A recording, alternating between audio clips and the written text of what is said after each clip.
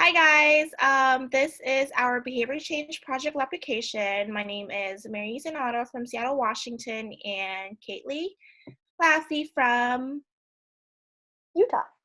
Utah. Okay, next please. You So our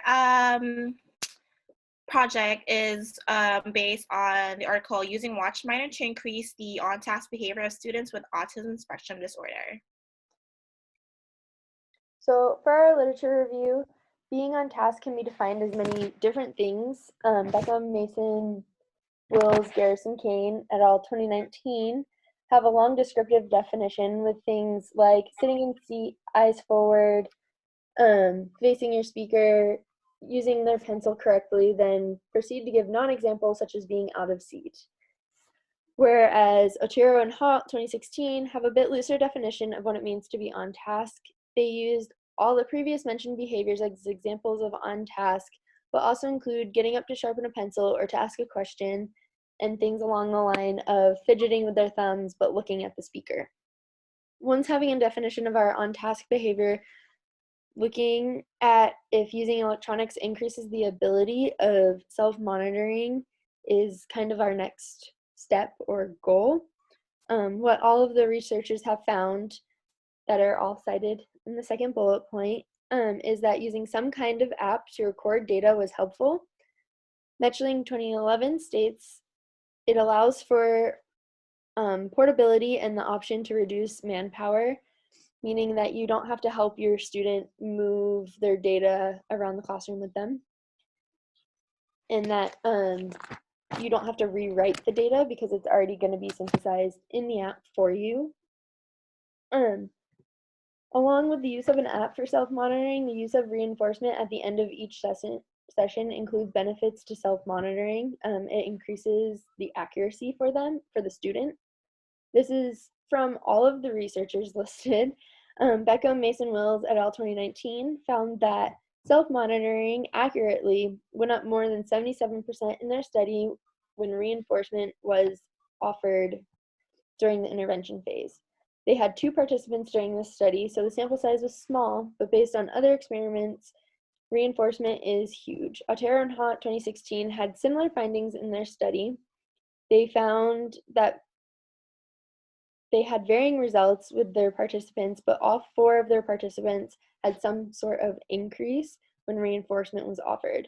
Wills, Mason, Gregory, and Batach 2019 found that even verbal praise as a reinforcer can lead to a better self-monitoring accuracy. Next slide. So the purpose of this project, the purpose of the original study by Finn, Ramsey, Dukes, and Scott is to evaluate the efficacy of WatchMinder to promote self-monitoring to increase on-task behaviors. Will self-graphing increase on-task behaviors?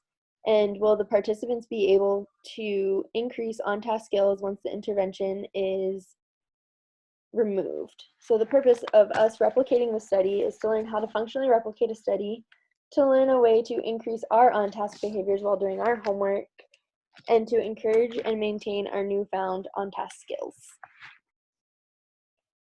The original study, so the independent variable is self-monitoring and having a reminder from the watch. The independent variable is whether or not we are on task. The experimenters had 4 participants from an elementary school in southern Florida who were diagnosed with ASD who received special education services for 1 or more subjects. So they have an IEP, they need assistance in their extra classes. The participants are aged between 8 and 9 and all have verbal skills and are able to acknowledge if they are genuinely paying attention. The study took place in the student's classroom at their individual desks during independent work time, which lasted for 30 minutes each session. Each participant had their own operationally defined behaviors for being off task, which means that the behaviors were different for all participants.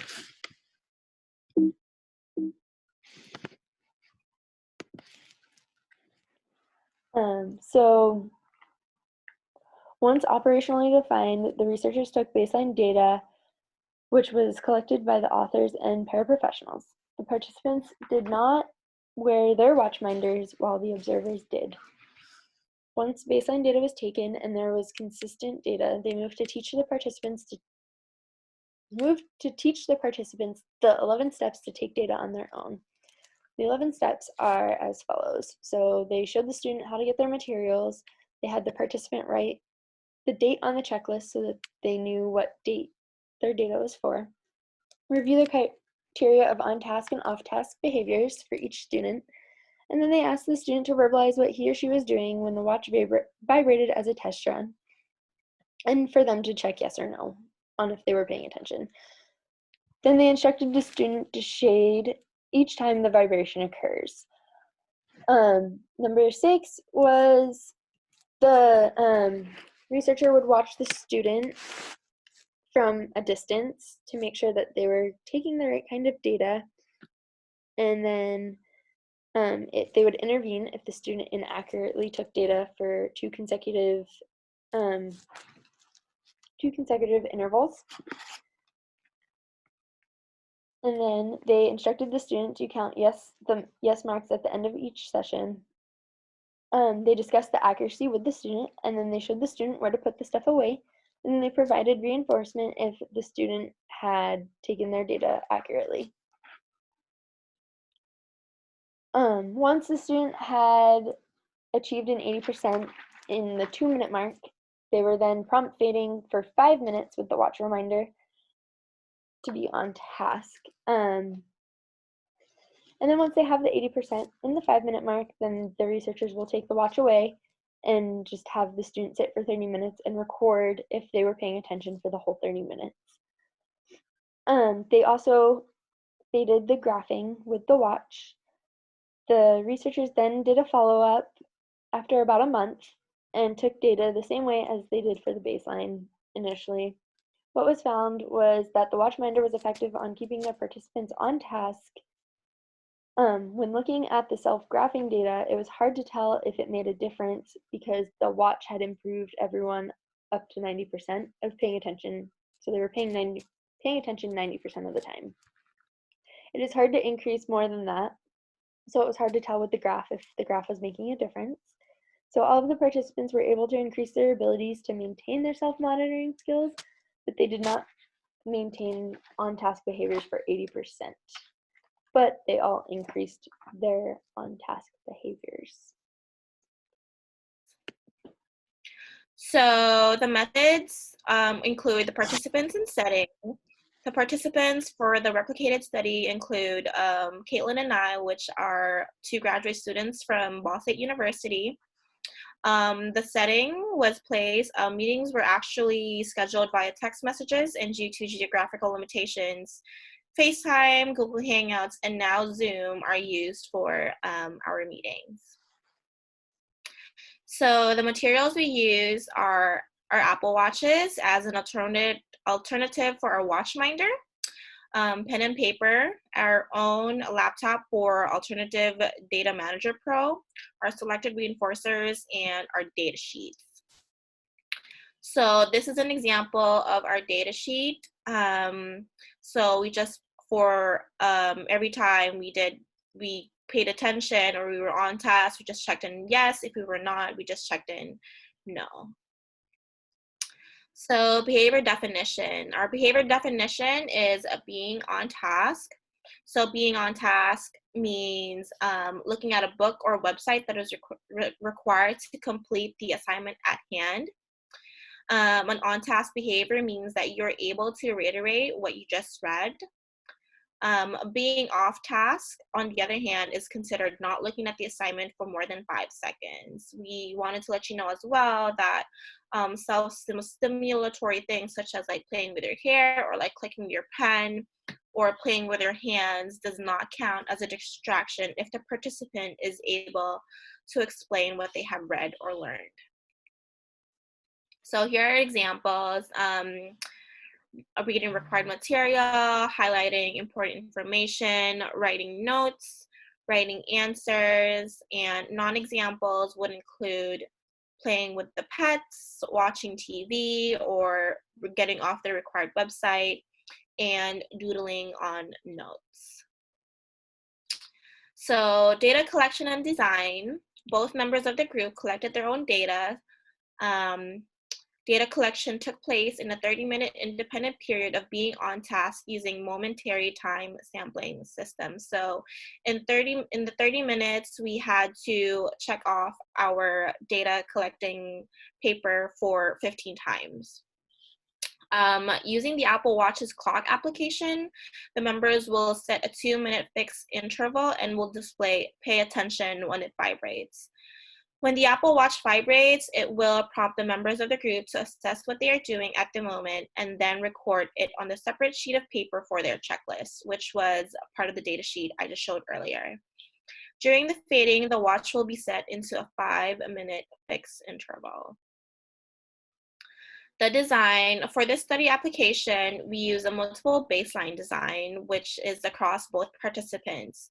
This design was used to measure the behavior both before intervention and after intervention.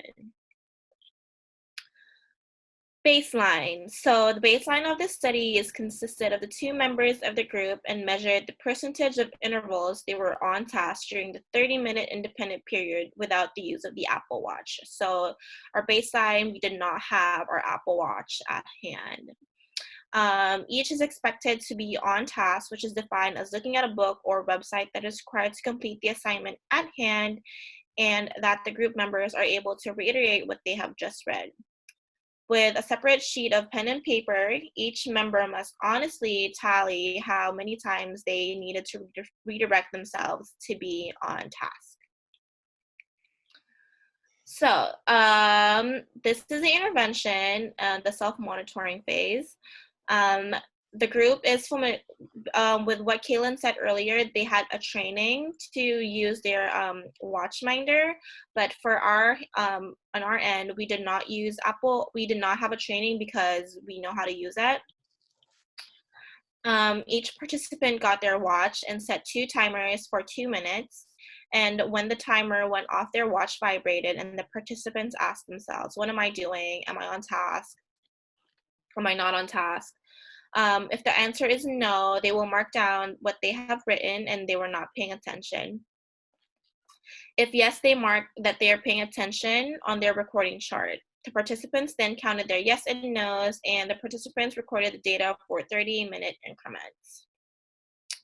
Once the participants have reached 8% or higher for 5 sessions, they will move to the fading portion of the study. The fading phase. The purpose of this fading is to see if the participants are able to maintain high levels of engagement without the watch vibrating as often. So we repeated the process, but instead of having the watch go off every 2 minutes, it went off every 5 minutes. And once we have completed this for 5 sessions for 80% or higher, the watch will be taken away. So this will be able to decrease our prompt dependency. Then the participants will take data for 5 or more sessions, whether or not they were focused for the full half of the hour. Due to not include outside people, this will be a self-report at the end of 30 minutes on if the participant was paying attention. So just to let you guys know that both participants were not able to reach the fading phase, which will be discussed in the conclusion. IOA. So due to the 2 observers self-observing, they will not be an IOA data for this training session. However, because the clients are self-monitoring and collecting data, we will still be able to collect IOA. Both the participants are going to be using their Apple Watches on the same settings of 2 minutes for baseline, training, self-monitoring plus graphing, 5 minutes for phasing, and follow-up. IOA will be calculated by dividing the number of agreements by the number of agreements plus disagreements divided by 100%, 100 to get a percent, sorry. So this is just an example of what our data table looks like. If you notice, there are no 80% on there at all. So with that, we went from baseline to a self-monitoring at 2 minutes to another baseline just to see if it would improve at all, and then another self-monitoring, and then due to time, we're currently on another line of baseline.